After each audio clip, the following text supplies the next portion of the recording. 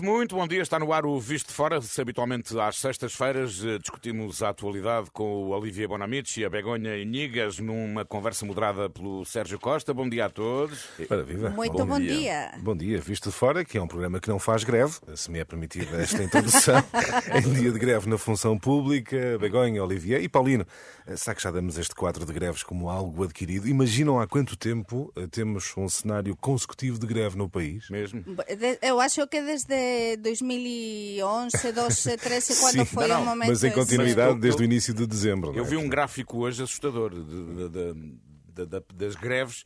Como aumentaram nestes últimos anos é assustador. Sim, comparável só com o tempo da Troika. Olha, mas temos de agradecer às greves que eu esteja hoxe cá, porque eu era para facer o seu programa desde Vigo, mas o meu comboio non saía hoxe de campaña, portanto tive de adiantar umas horiñas miña vinda. São os efeitos positivos. Eu confesso que esta semana não tive qualquer problema nos comboios que apanhei. Muito bem. A pedido de muitas famílias, leia-se Paulino Coelho, ele queria falar sobre o Sporting e a vitória em Londres. É um assunto europeu. Não sei, Olivier, se queres analisar rapidamente esta passagem. Que estava a falar com o Paulinho, eu acho que é um dos grandes resultados da história recente do Sporting, portanto é...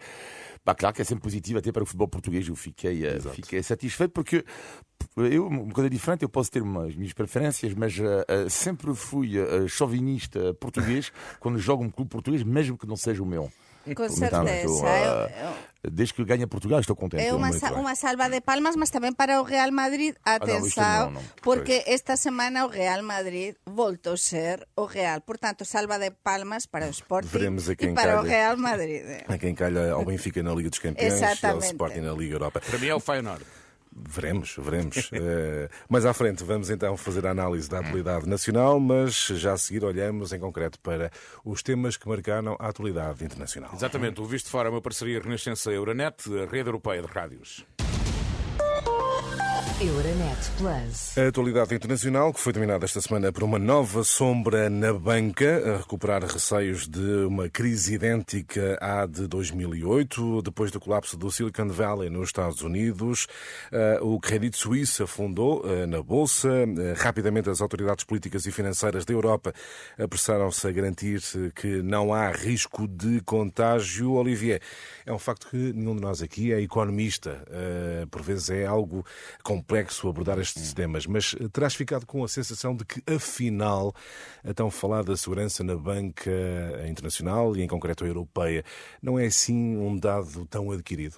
Não é um dado adquirido, porque em 2008, no caso do Lehman Brothers, eles diziam a mesma coisa. Portanto, hoje em dia dizem se a situação está melhor, há mais regulação e, portanto, não há um risco tão grande. Mas também diziam a mesma coisa em 2008, portanto, temos de estar em um sinal claramente de alerta. O que é que, para mim, me interessou mais, uma vez que não sou economista, foram as declarações do Prémio Nobel da Economia, o Sr. Stiglitz, que disse uma coisa muito interessante, é que estamos a viver com a banca, com os bancos, de uma certa forma, uma nova era das eras das novas tecnologias. Sim. Porque, de facto, podemos retirar o nosso dinheiro apenas e só neste momento num clique.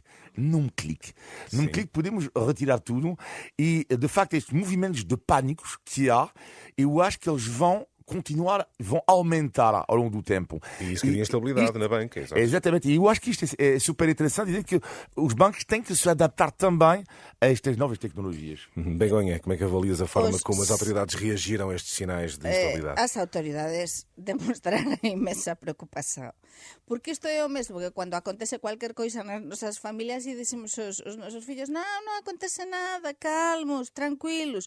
É dizer, eu estaba a ver as declarações do Antonio Costa e do Pedro Sánchez, precisamente en Lanzarote, na Cimeira Ibérica, precisamente a tranquilizar, non é? A tranquilizar, os diferentes, tanto a España como a Portugal, cada cual ao seu país.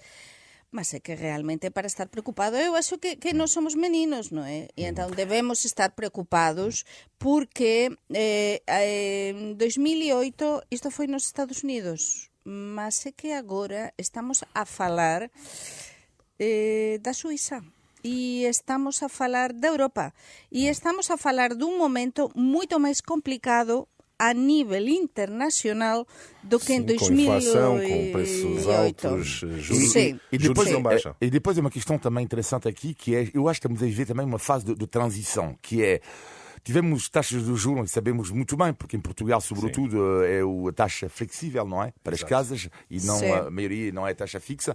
E passamos do dinheiro quase gratuito para o dinheiro que é caro. Algo que não era normal. Mas agora é que estamos a chegar a um tempo de normalidade. É isso que eu ia dizer, que é um pouco, não sei se vocês já tiveram uma conta negativa no banco, mas às vezes pode acontecer, na nossa vida, ter uma conta negativa. E foi mais ou menos o que acontecia, que é conta negativa e, na boa, tranquilo, tu podes gastar. E de repente, é como se o banco te dissesse, ok, mas nesta conta negativa tens que pagar já, amanhã, 30%, sei lá, ou 40% do juro. E passar uma situação extrema para uma realização. E que as taxas de juro continúa a subir. Esta semana se anunciou o Banco Central Europeo a crecento de 0,5%, máis 0,5%, porque acababa de subir a nada.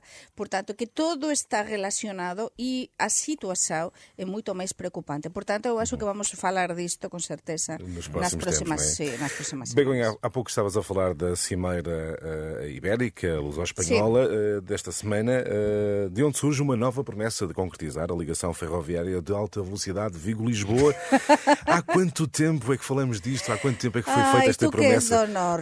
Tu que és do norte e sabes moito ben, e és jornalista a tempo como eu e como todos nós, mas é que isto é, quando sexamos avós, seguiremos falar. Mas porquê que nada avança? Essa é a pergunta, non é? Por que nada avanza? Porque o que fixeran os gobernantes foi 4 meses depois da cimeira de Viana do Castelo, que isto foi unha coisa moito comentada tamén o pouco tempo, no, entre unha e outra, precisamente dizer, non, 2030, vamos conseguir para 2030 para tentar puxar pelas declarações precisamente da Comisión Europea, da Unión Europea, non é? A dizer que estaban a ver que o prazo ia ser 2040, non é? Mas realmente nada fixeran. Não há alta velocidade aí nas decisões. Eu vos enviei as conclusões da cimeira, poderán ver, e realmente si foi, digamos, unhas declaracións. O primeiro ministro portugués até falou do tema e de que é verdade que se aprobou a saída sul de Vigo, que era moito polémica. Mas por que, perguntas? Porque durante moito tempo non houve vontade política real, se non era dun lado, era do outro, non é? Em 2055 a Begonha terá 80 anos. Terá 80 anos, Begonha, 2055, então Begonha, o comboio. Eu acho, está quase. Olivier, mas continuaremos cá, nesta vista de fora. Não será uma discussão a alta velocidade, já se percebe. Olivier, pergunto, será mesmo necessária uma ligação de alta velocidade? Eu nunca percebi até, mas eu não falo de Vigo, eu nunca percebi, mesmo esta questão Madrid-Lisboa, eu não entendo. A mim que eu não entendo, para o dinamismo desta região, os dois países, a proximidade, seja cultural, geográfica, também para o turismo, para a captividade, eu não entendo. Então Madrid-Lisboa ainda me faz mais confusão. Portanto, eu, claro, defendo, mesmo a vários níveis, esta ligação. Mas quando quiserem eu faço uma reportagem em direto, excepcionalmente só para a Renascença, sabem que agora non é Sergio de xornalista, a contar desde que se apaña o Celta en Vigo, depois se tende a sair do Celta en campaña 2 horas e media depois ou 3, se apaña outro, enfim, e vamos ver daqui a quanto tempo é que neste visto de fora vamos falar deste projeto de alta velocidade Portugal-Espanha. Entretanto, continuamos a sofrer as consequências da guerra, desde logo, claro, com a alta de preços, também na energia, razão pela qual esta semana Bruxelas propôs fixar preços. Olivier, a Comissão Europeia quer preços fixos na luz, quer vizinhos a partilhar energia solar, quer regulação em crises. A minha pergunta é, a guerra teve início há mais de um ano. Não deveria haver já medidas mais concretas neste domínio? Mas sim, devia, mas eu diria que esta ideia do preço fixo é uma ideia interessante. Agora, ainda não se sabe exatamente o que vai acontecer. Há um pequeno ponto de interrogação. Mas eu acho que o facto de proteger o consumidor, assim colocando preços fixos, a mim parece-me uma boa ideia. Eu achei que as críticas sobre Bruxelas um pouco injustas. Bruxelas não pode, sim, do dia para o outro, resolver tudo. Não pode. Sí, Begonha, fixar Bruxelas, preços será uma boa estratégia. en España se tentou tamén, e depois tivemos tamén a estrategia ibérica que por cento, ou a SSAO ibérica, para ser máis certos con a terminoloxía, que precisamente nesta cimeira de Lanzarote ibérica o que se decidiu que continúe máis, porque finalizaba en maio, non é? Que continúe máis un bocadiño, e eu acho que é importante ese brazo de ferro entre España e Portugal en Bruselas.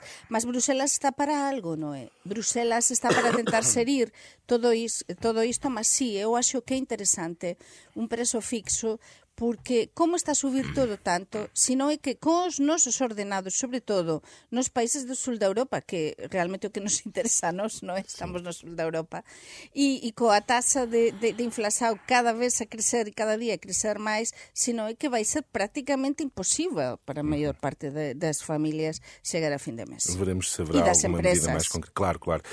Tudo isto está interligado, estamos a falar das consequências da guerra e, por falar em guerra, sabemos agora, Olivia, que a Polónia vai enviar já nos próximos dias caças para a Ucrânia. O que é que, do teu ponto de vista, representa esta decisão? Uma viragem super importante, mesmo, porque enviar aviões de combate já é uma outra fase. Desde o início estou um pouco dividido sobre o papel da Polónia nisto tudo. Que é a Polónia, por um lado, tem uma atitude, para mim, nobre no que diz respeito ao acolhimento dos migrantes. Do outro lado, também entendo os medos dos polacos em relação aos russos, sobretudo depois das ameaças confirmadas de Medvedev, dizendo que eles podiam até lutar até perto da fronteira da Polónia. Só que há um problema. Então, mas a Polónia não é um país da União Europeia e decide sozinho. Exato. Ou seja, cada um, a partir de agora, vai decidir sozinho. Isto não pode ser assim. Isto é demasiado grave para tomar unilateralmente uma medida desta. E vocês vão ver que, claro, que vai ser depois dos países da Europa de Leste, tudo isso. Eu acho que me parece que é um bloco. Os países da Europa de Leste que querem avançar, dar ainda mais armas e tudo isso. E depois os outros países que avançam, mas com mais reflexão, por assim dizer. E não acho correto que seja tomada uma decisão assim tão grave de forma unilateral. Estamos a abrir um precedente, Begonha, Sim. uma decisão unilateral Sim. de apenas de um país, devia ser Sim. algo concertado por Sí, Bruxelas. por unha vez vou concordar 100% con Olivier, sempre temos as nosas aristas, algunhas diferenzas, mas neste caso é que é verdade, non. Con estes temas se debe ter moito cuidado, e máis cando se anunciou a pouquísimas horas a reunião en Moscovo, agora acho que no día 23, non é? Sim, 22 a 24 de De março. 22 Xi a Jinping. 24 de março, entre os líderes da Rússia e da Da China. China. Uhum. Portanto, é que non podemos estar a brincar, e non podemos ir por libre. Neste caso, eu acho que unha das coisas positivas desta guerra, si se pode dizer que ten unha guerra algo positivo, porque non ten nada positivo, Claro. non é? Foi precisamente que a Europa, nós europeos, Unión Europea, fomos todos da mão neste caso. Então non podemos agora actuar así livremente, facer este tipo de experiencias. Há aqui, entretanto, outro dado que está relacionado com a guerra e que tem a ver com o apelo dos soldados russos ao Kremlin, a Vladimir Putin, para que não sejam tratados como carne para canhão, digamos assim, é uma expressão muito portuguesa. O que pergunta Olivier é se o Kremlin, se o Vladimir Putin, estará a ser já olhado de outra forma pelo seu próprio povo perante o desgaste da guerra. Eu acho que não. Eu acho que, claro que eu acho que uma grande parte do mundo gostaria que fosse assim, mas para já ia colocar uma outra pergunta: quem depois dele será uma pessoa ainda mais perigosa do que Vladimir Putin? Mas eu acho que infelizmente não. Claro que as sondagens na Rússia, bom, podemos questionar sempre porque é complicado, mas 70% segundo a sondagem dos russos aprovam a guerra. Eu acredito, ao contrário de muitas pessoas, e isto sempre foi minha opinião aqui, que realmente são mesmo 70% a aprovarem a guerra, e não são números de propaganda para mim. Ou seja, os 70% pode ser por causa da propaganda, mas para mim este número, sim, o povo russo, na sua essência, apoia, tendo em conta todos os testemunhos que houve, em maioria, a São Senhor Putin. Agora é normal que hajam soldados que em qualquer guerra que seja, que discordam dos meios, das condições e tudo isso. Sim. A verdade, Begonha, como dizíamos há uma semana, é que continuamos sem perceber muito bem qual o sentimento do outro lado, não é? Da Rússia. Ninguém percebe muito bem qual é o sentimento do povo russo nesta Isso altura. é o que falava precisamente, e Exatamente. obrigada por lembrar, semana pasada eu, non é?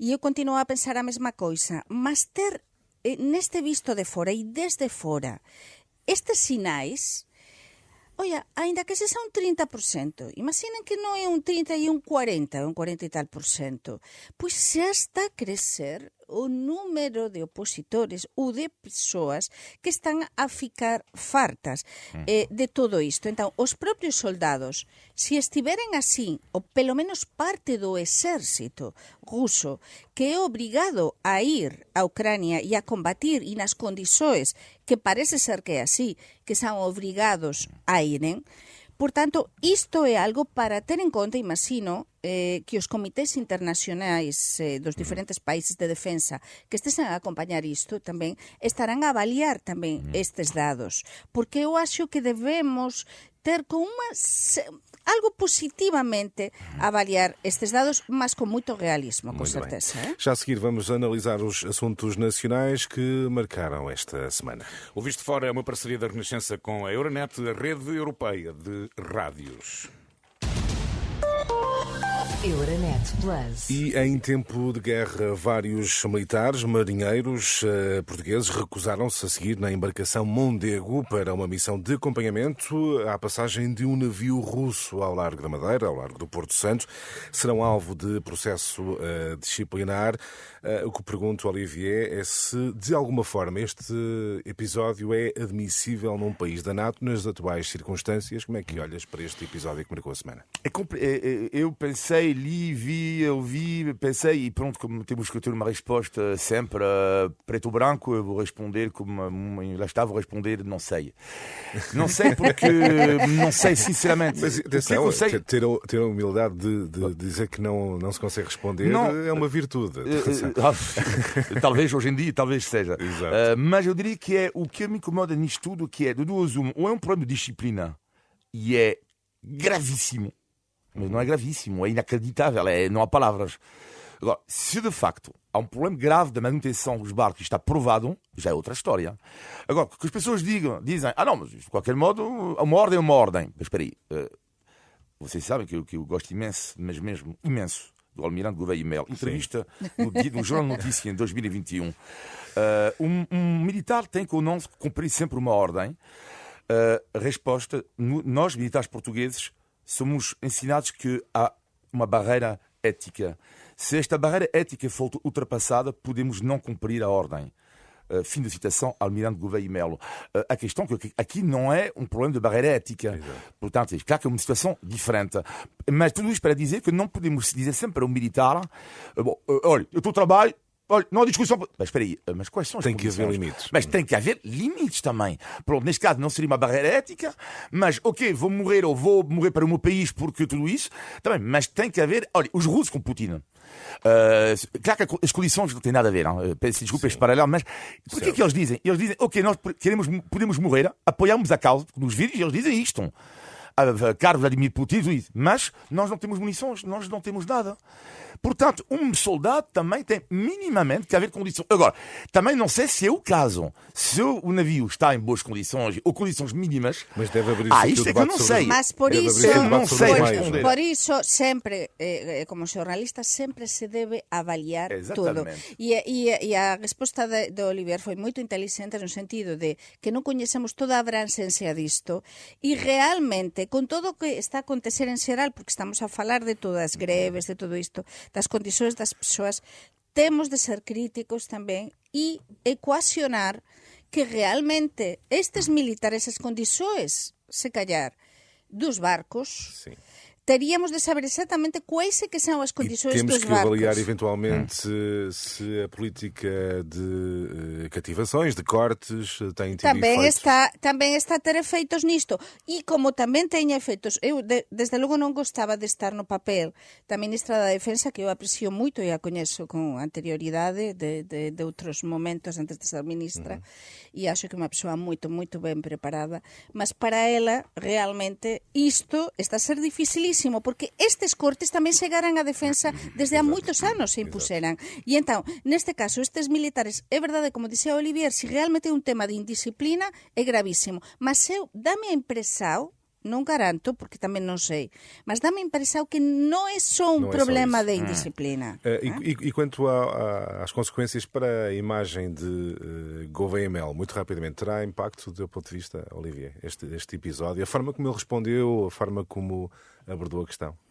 Muito rapidamente. Não, eu acho que não estou a ver porque que isso, eu acho que não, para rapidamente, não, eu acho que não. Pois eu penso que sim. Penso, muito bem, temos aqui uma discordância. Penso, vamos ver, ainda que avaliamos se o Olivier avaliou e leu aquilo do Gouveia e Melo que esteve moito ben, o que le dis naquela altura, eu acho que a imaxe dele sí que está a mudar un bocado. Já não está tão alta como estava. Ele que foi muitas vezes apontado como o potencial candidato à presidência da República, veremos.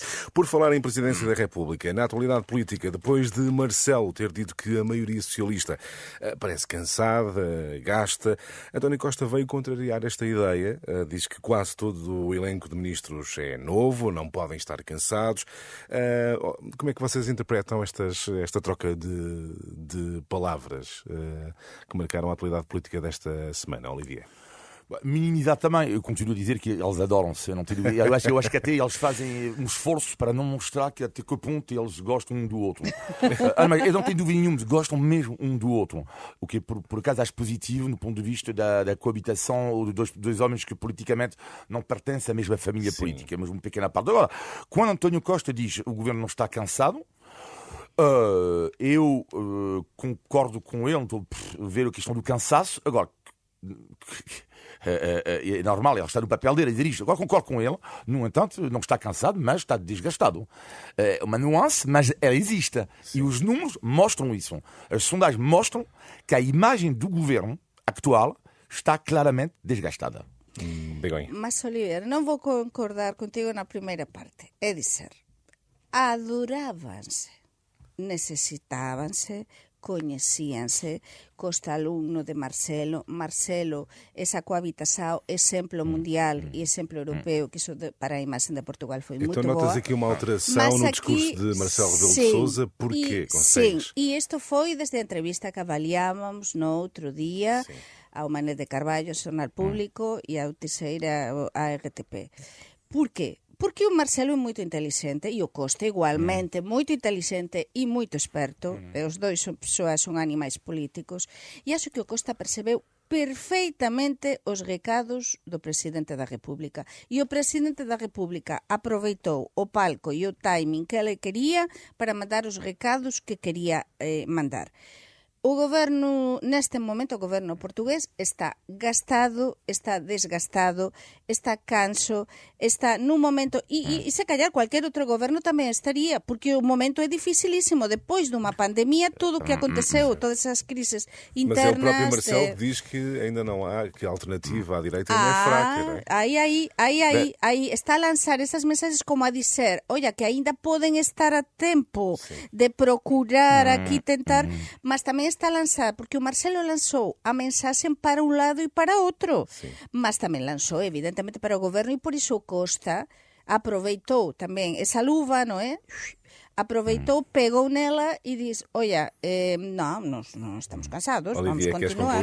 Sim, dizer que lá discordo um pouco, lá, porque Marcelo Rebelo de Sousa, ao dizer, lá está, que não existe ainda uma alternativa política, ele coloca-se mais no papel do comentador político, que continua a ser, que nunca deixou, não é? Mas isso com certeza. Sim, exatamente. Mas o fato de dizer isto é uma forma de proteção também diretamente do governo de António Costa, porque ele podia primeiro não dizer, ou podia ter dito, por exemplo, sei lá, existe, cuidado, porque existe uma oposição que está a crescer. Não, ele diz que de facto concordo com ele, com a análise que neste momento não há uma forte alternativa política. Porquê que ele existe? Porque não há uma união da direita, apesar da direita estar no primeiro normalmente poderá ganhar as eleições, mas não há uma união. Portanto, eu acho que ele, de certa forma, é uma proteção, para mim, de António Costa. Muito bem. Tempo ainda para analisar a entrevista do Bispo Auxiliar de Lisboa à Renascença, Dom Américo Aguiar.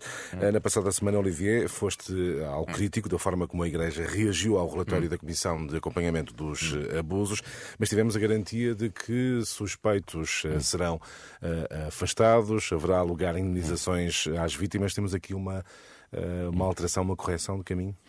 Eu gostei muito desta entrevista que deu Américo Aguiar. Bom, vê-se que domino perfeitamente a comunicação, mas isto não é muito importante neste caso, mas eu diria que é haver mais clarificação. E o país precisava absolutamente disto. Quando ele diz, por exemplo, que os padres suspeitos serão afastados da Igreja, já é uma clarificação. Agora, o que é que falta, na minha opinião, não sei se ele devia ter falado disto, que é, para mim, a grande questão que se coloca, tanto do afastamento dos padres e tudo isso, e depois, onde é que eles vão? Onde é que eles vão? Eu vou dar um exemplo em França de uma coisa que aconteceu, um monstro, um predador, não é? Que por acaso ele criou uma associação que eu adoro, enfim, para dizer a verdade, não é? Uma associação de trato dos miúdos deficientes, e era um herói, este homem, e depois descobri que era um predador sexual. Ele e mais um padre dominicano, também um predador sexual. Este padre dominicano foi castigado pelo Vaticano.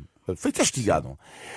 Não podia exercer o ministério, não é? O ministério em português, não é? Não podia exercer, pronto, a missa, tudo isso. Mas mesmo assim, ele continuou a agredir sexualmente.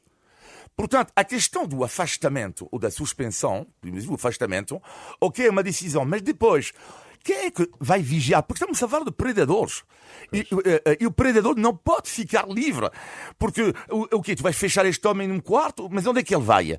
Temos que controlá-lo. Um predador não tem que ser controlado, minimamente. E essa é a questão que, na minha opinião, ainda não há a resposta clara, apesar de eu ter gostado do que é que eu ouvi de forma geral pelo parte do Bispo. Begonha, Sim, também sim. Ficaste com... Que análise é que fazes à entrevista? Unha boa análise, acho que o Padre Américo fez o que tiña de facer, é dizer o que ele costuma facer, os que o coñecemos, non? Que falar con verdade, con clarividencia e con frontalidade.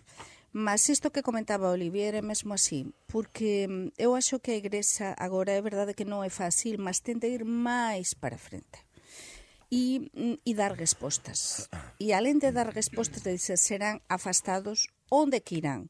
E depois tamén temos o tema como é que se vai pagar todo este dano ás familias das vítimas, non é? Entón, todo isto sí que eu acho que se debería coordinar, establecer algún tipo, non sei como, de coordinação entre as diferentes dioses na conferencia episcopal para poder dar unha resposta real e evidente, igual que se demostrou con o relatorio, como foi totalmente transparente os resultados para a opinión pública e para a comunicación social do relatorio, non é? Dos abusos sexuais na Igrexa Católica.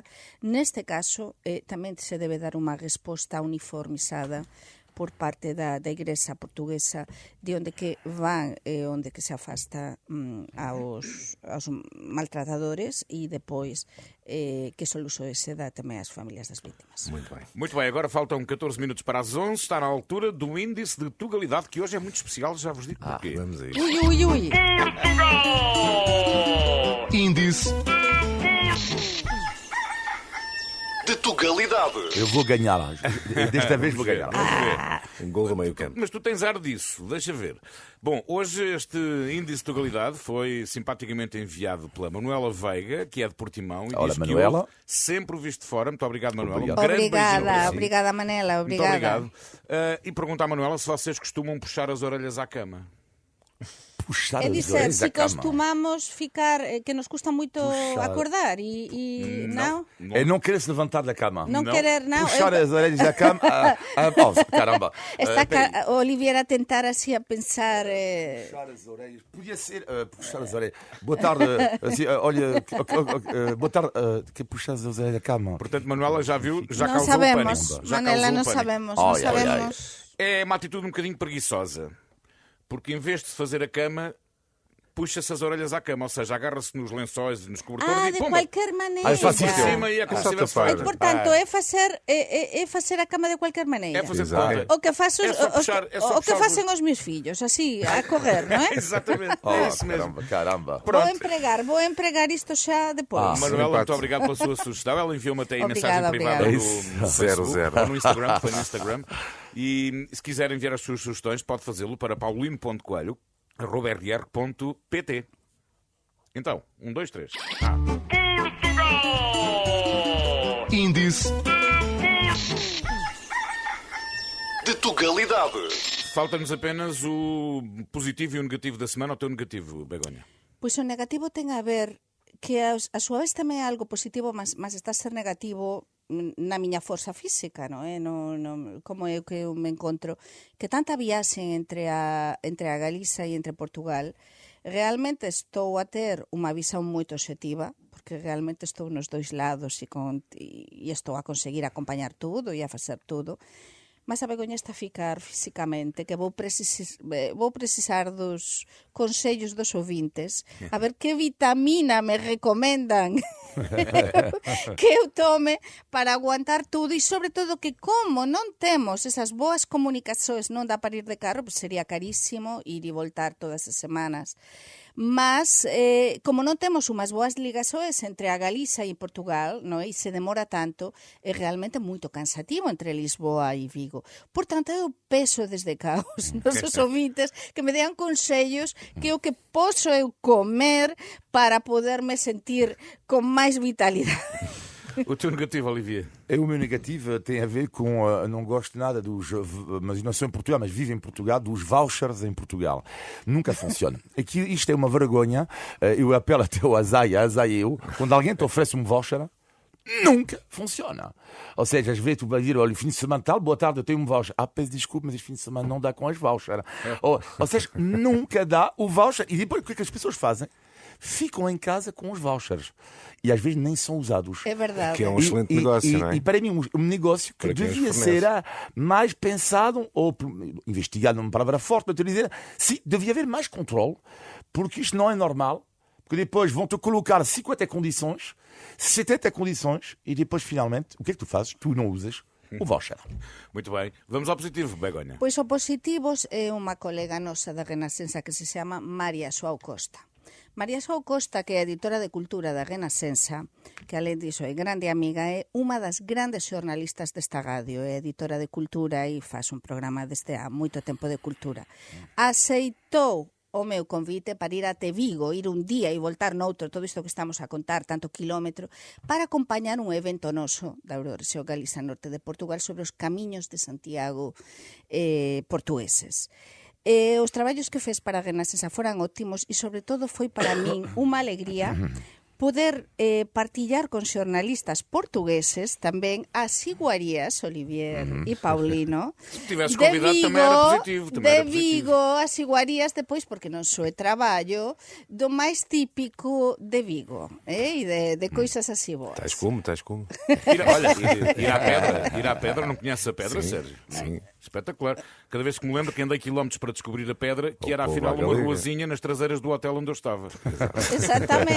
Exatamente, que esse hotel agora está fechado, voltarán a abrir daqui a uns tempos. Olivia, o teu positivo. O meu positivo, eu já falei aqui no positivo um dia eu acho que foi um mês um mês e meio, que foi as frases. Uma frase que eu gosto de ouvir em Portugal num restaurante, quando nós falamos ao empregado, por exemplo, muitas vezes ensinaram-me a dizer, eu adoro dizer isto, ao chefe, ao patrão, eu adoro. Mas agora eu vou falar, não vou repetir, como é óbvio, vou falar do contrário, que eu adoro. Que me chamam assim, tipo, lá, por exemplo, o homem da Tasca, que eu às vezes vou, ele tem 60 anos, eu tenho 50, e ele diz-me, filho. Adoro que me dizem o filho e filho, o que é que tu quer? Filho, tem uma dourada hoje para ti, filho, eu adoro isto. Mas o que é genial nessa história toda é que quando eu aprendi a falar português, há 25 anos atrás, 25 anos e 30 mais ou menos, a primeira vez que me chamaram o filho, mas sabia, ok, bom, sei o que significa filho, e pensei, caramba, o filho, e pensei, bom, deve ser uma expressão, e respondi o homem, obrigado, pai. Ele diz, não. não, mas eu adoro o filho, o filho. E o de menino, adoro. menina? Não, prefiro o filho. Eu acho que é bonito. O filho é carinhoso, é bonito. No sítio, no meu secreto, no meu spot secreto onde eu costumo almoçar, a senhora trata-me por menino. Sim, é isso, por isso digo de menino, menina, que também é muito carinhoso. Mas o filho ou filha... Ou podes ter mais de 50 anos, dizem ao jovem, não é? Exato. E a ti, Sérgio, como é que te tratam nos restaurantes onde vais? A ti, Sérgio. A mim? Depende do restaurante. Porcão! Não, isso não. As tascas, Nunca Sérgio, as aconteceu. tascas. Não dizem, lá está, ao jovem. Aos jovens. Ah, Jovem, o que é que vai ser então, hoje? olha, melhor do que nós. Isto é Temos genial, de ir ao Porto. Isto é genial Temos em de ir ao Portugal, Porto. porque quando mesmo que eu tenho 45, 50 anos, bom, já não, Tenho mas já não saudades de ir somos ao jovens, não é? E então, o que é genial ao jovem, durante 10 segundos tu sonhas. Tu estás a sonhar, a dizer, finalmente, não sou assim tão velho como isto. E eles vão-te oferecer um momento de magia, durante 15, 20 segundos, onde tu vais pensar, uau, eu Filho, sou jovem. menino, Bom, jovem, jovem. enfim. Isto é Portugal. Meus fantástico. amigos, temos que ir embora. O Visto de Fora é sempre à sexta-feira, com a Olivia Bonamici e com a Begonha Inigas, numa conversa moderada pelo Sérgio Costa. Bom fim de semana, Bom fim de meus queridos semana. amigos. Muito obrigado. Igualmente.